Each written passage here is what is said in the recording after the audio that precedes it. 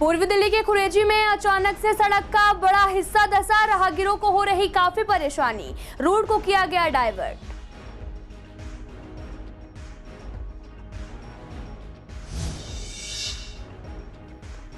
बारिश से थम गई दिल्ली की रफ्तार, ट्रैफिक जाम में फंसे लोग, जगह जगह जल भराव। डॉक्टर्स का कहना, साफ सफाई का रखे विशेष ध्यान।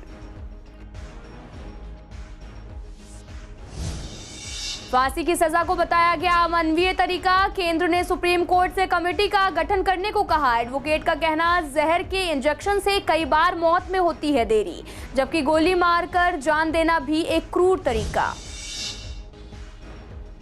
सीएम केजरीवाल के घर के रेनोवेशन के 45 करोड़ खर्च को लेकर सियासत गर्म, मंडावली इलाके में लगाए गए स्कूलों के दीवारों पर पोस्टर, बीजेपी नेताओं और कार्यकर्ताओं का धरना जारी। अप्सरा बॉर्डर से लेकर आनंद विहार तक बनने वाले फ्लाईओवर का काम चल रहा धीमी गति से, राहगीरों को होती है काफी परेशानी, जान जोखिम में डालकर लोग करते हैं सड़क को पार। नमस्कार, मैं आपके साथ अंकिता पाल, आप सभी का सीसीएन लाइव में एक बार फिर से स्वागत है। रुक करते हैं खबरों की तरफ। जोरदार बारिश के बाद में आज बुधवार को भी दिल्ली के खुरेजी इलाके में अचानक सड़क का एक हिस्सा धंस गया है, जिसके बाद सड़क से निकलने वाले लोगों को काफी परेशानियों का सामना करना पड़ रहा। दरअसल ये सड़क परपरगंज रोड स्थित गीता कॉलोनी और निर्माण विहार को जोड़ती है और आज सुबह 7 बजे ये सड़क का अचानक से जो हिस्सा है वो धंस गया, जिसके बाद में रूट को डाइवर्ट किया गया। यहाँ से आने जाने वाले राहगीरों को काफी परेशानियों का भी सामना करना पड़ रहा। ये वहाँ पे लाइन फटी हुई थी पानी की, उसके कारण क्या है वो लाइन बंद कर दी उन्होंने। लाइन बंद करने के कारण जो पानी है उसका पानी का बहाव जो है वो सीधा ज़मीन के अंदर से आ गया, तो उस कारण 7 बजे से पहले ये रोड धंसना शुरू हो गया। एक इस पर बस जा रही थी छोटी वाली, वो बस बच गई। उसके बाद हमने बैरिकेडिंग कस दी है यहाँ पे पूरे, पुलिस को कॉल कर दी है, पुलिस यहाँ पे आ गई है और अपना काम भी करा पुलिस ने, पूरी बैरिकेडिंग कसे हैं उन्होंने पूरा, और फिर रोड ब्लॉक कर दिया पूरा। बंद करने के बाद अब ये आपके सामने रोड का हादसा है, आपके सामने ही जो कुछ सर पीडब्ल्यूडी की गलती भी है इसमें, और जो ये लाइन डाल रहे हैं इसमें जो सैकड़ों पाइप डल रहे हैं, वहाँ से झील से डलते हुए आ रहे हैं। रोड डेली इसमें एक ना एक पाइप डलता रहता है, तो ये पूरी ज़मीन यहाँ से खोखली हो चुकी है। तो पटपरगंज रोड तो काफ़ी टाइम से बना भी नहीं है और रोड ना बन रहा है, और इसकी एप्लीकेशन भी लगी हुई है, तो रोड बनने का कारण क्या है, इसमें और खुदाई हो रही है इस रोड पे। राजधानी दिल्ली में बारिश के बाद जगह जगह जल भराव की स्थिति बन गई है। जल भराव की वजह से कई जगहों पर वाहनों की गति भी धीमी हो गई है, साथ ही सड़कों पर जाम की स्थिति भी बन गई। बारिश का आलम देखकर लोगों को राहत जरूर मिल रही, वहीं आप देख सकते हैं कि किस तरह से दिल्ली के पूर्व डिप्टी सीएम मनीष सिसोदिया का परपरगंज विधानसभा क्षेत्र का ये इलाका, जहां पर 1 से 1.5 फुट तक पानी भरा हुआ है, यहां से निकलने वाले लोगों को काफी परेशानियों का सामना करना पड़ रहा। और साथ ही बदलते मौसम पर हमने डॉक्टर से बात की। डॉक्टर्स का कहना है कि इस मौसम में वायरल फीवर होने का खतरा भी बढ़ जाता है। ऐसे में आप सभी सतर्कता बरतें, अपने आसपास सफाई का विशेष ध्यान रखें। साथ कुछ ऐसी बीमारियां भी हैं जो ऐसे मौसम जो अपने साथ लेके आता है, स्पेशली ऐसे मौसम के अंदर लूज मोशन की बीमारी या जिसको दस्त लगने की बीमारी कहते हैं, ये बहुत ज़्यादा हो जाती है। वायरल भी जो है वो थोड़ा सा बढ़ जाता है। आज की डेट में जैसे हम देख रहे हैं कि कोरोना के केसेस कम हो रहे हैं, वायरल के केसेस जो है अब वो ज़्यादा होने की संभावना रहेगी ऐसे मौसम के अंदर, और लूज मोशन की, टाइफाइड की ये बीमारियाँ बढ़ जाएंगी। अगर जो है हमने ये नहीं देखा कि जो है कहीं पे जो है वो जल रुकाव ना हो जाए, तो फिर हमारे को ये देखने को मिलेगा कि इस साल डेंगू, मलेरिया, चिकनगुनिया की भी बीमारी जो है वो जल्दी आने की संभावना हो सकती है। तो घर के आसपास की जो है सफाई रखना बहुत ज़रूरी है। केंद्र सरकार ने मंगलवार को सुप्रीम कोर्ट में मौत की सजा को अहम बयान दिया है। आपको बता दें कि सरकार ने कहा कि फांसी के जरिए दी जाने वाली मौत की सजा को बदलने पर विचार करना चाहिए। इसके लिए एक एक्सपर्ट कमेटी के गठन का विचार किया गया है, जो मौत की सजा देने के मौजूदा तरीके को परखेगी। साथ ही आपको बता दें कि to be hanged till death, यानी कि जब तक मौत ना हो जाए तब तक फांसी पर लटकाया जाए, इसे एक क्रूर और अमानवीय तरीका बताते हुए याचिका दाखिल की गई। इस मामले पर हमने एडवोकेट से बात की। एडवोकेट दीप्ति का कहना है कि सजाए मौत तो मिलनी है, इससे कोई फायदा नहीं है कि कैसे मौत दी जाए। वहीं एडवोकेट गुलशन गर्ग ने कहा कि मौत के लिए इंजेक्शन देने और गोली मारने या फिर इलेक्ट्रिक चेयर का इस्तेमाल करने जैसे तरीके अपनाने का सुझाव दिया गया है। ऐसे में अपराधी को ऐसी सजा देनी चाहिए जिससे उसे पता चले कि उसे सजा मिल रही है। जो जितना हीनियस क्राइम करता है उसको सजा उसके हिसाब से मिलनी चाहिए, जितना बड़ा क्राइम जो करता है। अगर कोई मर्डर करके आता है, अगर आप उसे एक छोटी सजा दोगे तो कहाँ तक जाएगा? उसने किसी की पूरी ज़िंदगी ख़राब करी है, किसी का पूरा घर ख़राब करा है। तो मेरा तो यही मानना है, जो जितना बड़ा क्राइम करता है उसकी सज़ा उतनी बड़ी होनी चाहिए। मर्डर करके आ रहा है और उस टाइम पे हम उसे कह रहे हैं कि तेरे को 3 दिन की सज़ा होगी। क्यों? वो 3 दिन बाद बाहर आएगा और फिर किसी का मर्डर कर देगा। ऐसे तो पनिशमेंट फिर होती गई, हर चीज़ दोबारा से क्राइम रेट बढ़ेगा, सब चीज़ें होंगी। हम क्यों ध्यान रखें? उल्टा इसे और ज़्यादा मतलब दर्दनाक मौत देनी चाहिए। निर्भया केस में सजाए मौत दी गई थी, उसके बाद वो लोग सुप्रीम कोर्ट भी गए, हाई कोर्ट भी गए, बट जो उनकी ऑर्डर था वो ऑर्डर वही रहा जो पहले दिया गया था। क्यों? क्योंकि जो जिस तरीके से वो किया गया था वो बहुत ही ज्यादा खराब तरीका था। तो अगर क्राइम करने वाला ये चीज नहीं सोचता है कि मैं क्राइम किस तरीके से करूं, क्या कोई क्रिमिनल ये सोचता है कि अगर मैं किसी के साथ कोई क्राइम करने जा रहा हूं तो इसका क्या इफेक्ट होगा या किस तरीके से किया जाए, तो फिर हम सजाए मौत का तरीका कैसे अपना सकते हैं कि सजाए मौत का ये तरीका हो या इस तरीके से मारा जाए।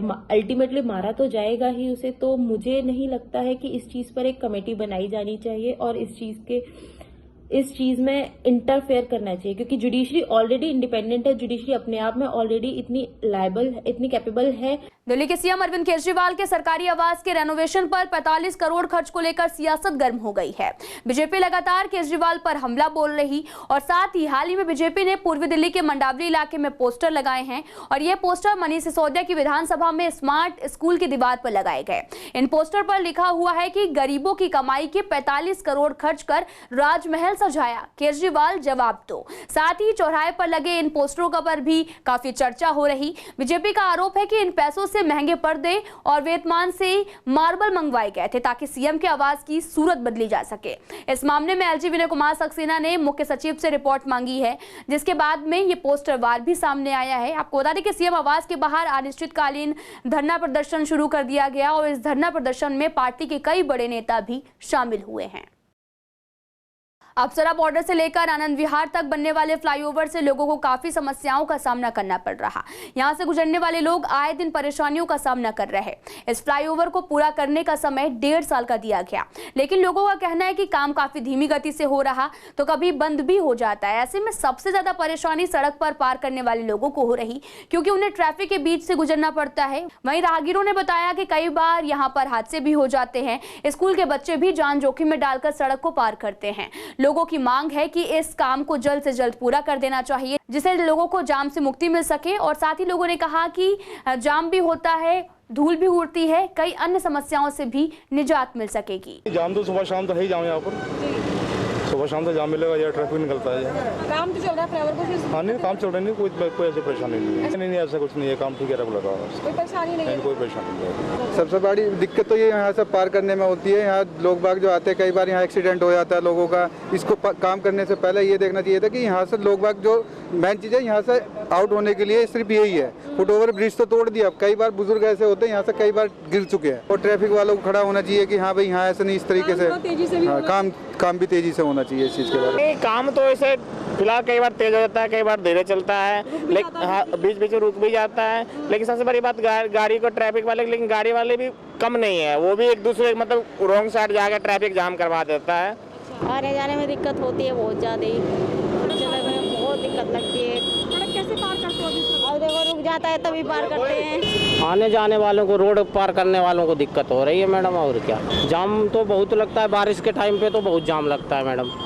हाँ जी, यही दिक्कतें हैं। जो आने से पहले ऊपर से फ्लाईओवर बना हुआ तो पैदल यात्री थे वो निकल आते थे, अब रोड पार करना, गाड़ी वगैरह एक्सीडेंट वगैरह की दिक्कत रहती है। शकरपुर के यू ब्लॉक में सीवर जाम होने के कारण गंदा पानी गलियों में भर रहा है, जिससे यहाँ पर रहने वाले लोगों को काफी परेशानी हो रही। सभी गलियों में सीवर लाइन ओवरफ्लो हो रही, साथ ही सीवर लाइन को बदला भी गया है, लेकिन लोगों को राहत नहीं मिल रही। वहीं स्थानीय निवासी को कहना है कि जल बोर्ड से कई बार शिकायत की गई है, लेकिन समस्या जिसकी तर्ज बनी हुई है। देखो जी, यहाँ का बहुत बुरा हाल है इस गली का। और ये उपाध्याय ब्लॉक की ये गली है, तुम गली देखो पहले क्या हालत है। यहाँ पर बच्चे भी निकलते हैं, सब निकलते हैं। वायरल बीमारी इतनी फैल रही है कि हर बच्चे को बुखार, ये बहुत बुरा हाल है। और यहाँ एक घर है, जिस घर में आंगनवाड़ी खुली हुई है, वहाँ पर छोटे छोटे बच्चे भी निकलते हैं और वो सब बीमार है। इतनी नाली भरी पड़ी है, इतने सीवर भरे पड़े। देखिए मैडम, सीवर की समस्या उपाध्याय ब्लॉक शकरपुर क्षेत्र के लिए जिनका जंजाल बन चुकी है। तमाम जगहों पर शिकायतें दर्ज कराई जा चुकी हैं, लेकिन कोई कार्रवाई नहीं है। शासन प्रशासन बिल्कुल बेपरवाह है। कोई बीमार होता हो तो बीमार हो, कोई मरता हो तो मरो, उन्हें कोई परवाह नहीं है। देखिए जहाँ हम खड़े हैं वो कितनी गंदी गली है, पूरे उपाध्याय ब्लॉक में यही हाल है, सीवर भरे पड़े हैं। हम देखते आ रहे हैं कि अब डेंगू, जैसे ही गर्मी आ रही है तो डेंगू वगैरह की बीमारियां जो है वो बहुत फैलती जा रही है, जिससे मच्छर पैदा होते हैं और इसी गंदगी के कारण हमें इतनी ज़्यादा बीमारियां होती हैं कि कोई नहीं, हम नेताओं से कह कर थक चुके हैं। रोड और एमसीडी का इस और ध्यान आकर्षित करना चाहती हूँ कि इधर एक यू ब्लॉक की एक गली है, यू 101 के पीछे वाली जो गली है उस पर सरकार बिल्कुल भी ध्यान नहीं देती है। इससे इतनी बीमारियां फैल रही हैं, सब लोग बीमार हो रहे हैं, प्लस यहाँ पर न गवर्नमेंट कुछ करती है न पुलिस इधर ध्यान दे। पिछले 2 सालों की तुलना में एमसीडी के रेवेन्यू में करीब 22.7% की बढ़ोतरी हुई है। इस पूरे मसले पर पार्षद वीएस पवार ने कहा कि हाउस टैक्स 2022-23 में ज्यादा आया है, बढ़कर 79,000 करोड़ रुपए हो गया है और पिछले साल अक्टूबर में एलजी विनय कुमार सक्सेना के आदेश पर भी रिहायशी और कॉमर्शियल इंस्टीट्यूट प्रॉपर्टी ऑनर्स को रियायत देने के लिए जो भी समृद्धि योजना लागू की गई थी, जिसकी वजह से सबने प्रॉपर्टी टैक्स भरा है। अकेले इस योजना के चलते एमसीडी का रेवेन्यू में करीब 654.51 करोड़ रुपए प्रॉपर्टी टैक्स में बढ़ोतरी हुई है। साथ ही निगम पार्षद संदीप कपूर ने कहा कि 1 लाख नए करदाता भी मिले हैं। साथ ही समृद्धि योजना लागू होने का लोग फायदा भी उठा रहे। जब से दिल्ली नगर निगम को यूनिफाइड किया है, इसका रेवेन्यू बढ़ा है और यही हम चाह रहे थे कि जो 3 जो निगम थी उसमें खर्चा ज़्यादा था, पॉलिसीज डिफरेंट थी, अब एक पॉलिसी और रेवेन्यू भी बढ़ गया। तो जिस चीज़ को लेकर भारतीय जनता पार्टी ने तीनों निगमों को एक किया था, आज उसका रिजल्ट धीरे धीरे दिख रहा है।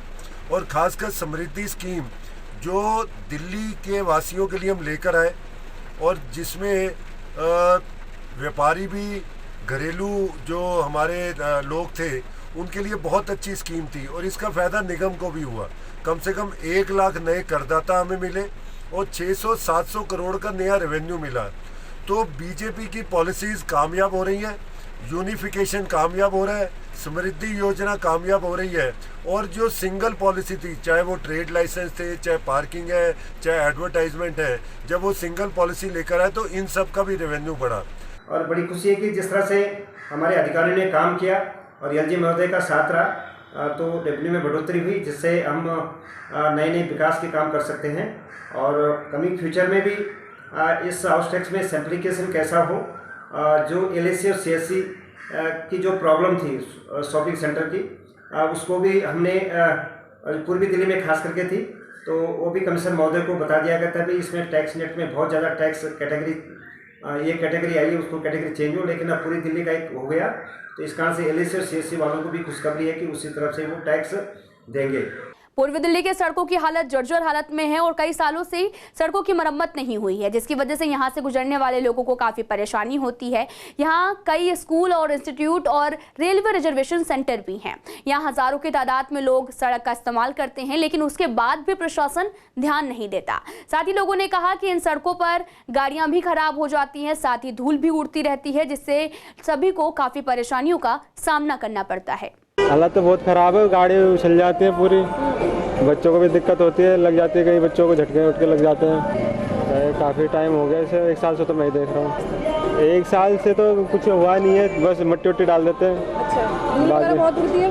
हाँ, धूल तो उड़ती रहती है। तो होती है इस टाइम तो ज़्यादा जाम, गाड़ियाँ इधर से भी उधर से भी, तो परेशानी तो होती है। पानी भर जाता है और क्या होता है, पानी होता है चारों तरफ रोड पे, गड्ढे तो हैं ही, देख लो आप। बहुत ज़्यादा, यहाँ की छोड़ो प्रीत बिहार की देखो, 6 साल से ऐसे देख रही हूँ मैं सड़कों को। कंप्लेंट कर लो, कुछ भी कर लो, कोई सुधार नहीं है। बच्चे देखो, गाड़ियाँ देखो, अभी एक्सीडेंट हो जाए बच्चों का तो फिर हालत तो बेकार ही है जी, सारे खड्डे खड्डे हैं। अच्छा, दिक्कतें होती है? दिक्कत होती है, बच्चे बैठे हैं, सारी गाड़ी हिलती है, फिर बच्चे बैठे हो तो इसलिए रोड बनना चाहिए। मैडम जी बहुत ही बुरी हालत है जी, मतलब हर रोज मतलब कभी सस्पेंशन बोल जाए जी गाड़ी का, कभी मतलब कुछ पंचर का, कभी कुछ मतलब दिक्कत रह गया है जी रोड को। G20 के कार्यक्रम के मद्देनजर दिल्ली पुलिस सुरक्षा व्यवस्था को चाक चौबंद करने में जुटी है। इसी को देखते हुए पुलिस ने करकड़ुमा स्थित एक मॉल में मॉक ड्रिल किया। साथ ही एक मॉक ड्रिल में दिल्ली पुलिस को बम ब्लास्ट होने की सूचना मिली थी। बम ब्लास्ट होने से 4 लोग घायल भी हो गए, जिन्हें अस्पताल में भर्ती कराया गया।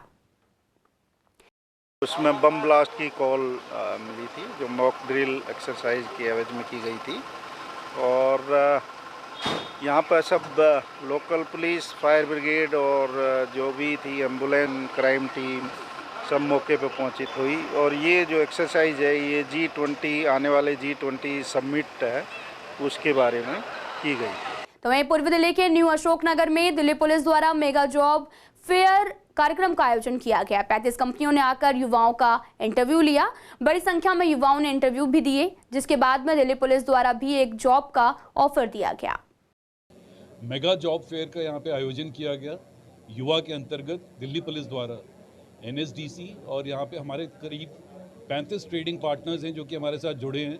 और जो अनएम्प्लॉयड यूथ है और डेलिंक्वेंट यूथ है, कोशिश हम लोगों की ये है कि उनको प्रॉपर ट्रेनिंग के बाद NSDC के साथ मिलके और फिर उसके बाद उनको जॉब्स हम लोग यहाँ पे एक जॉब फेयर के द्वारा इनको एम्प्लॉयमेंट अपॉर्चुनिटी दी गई।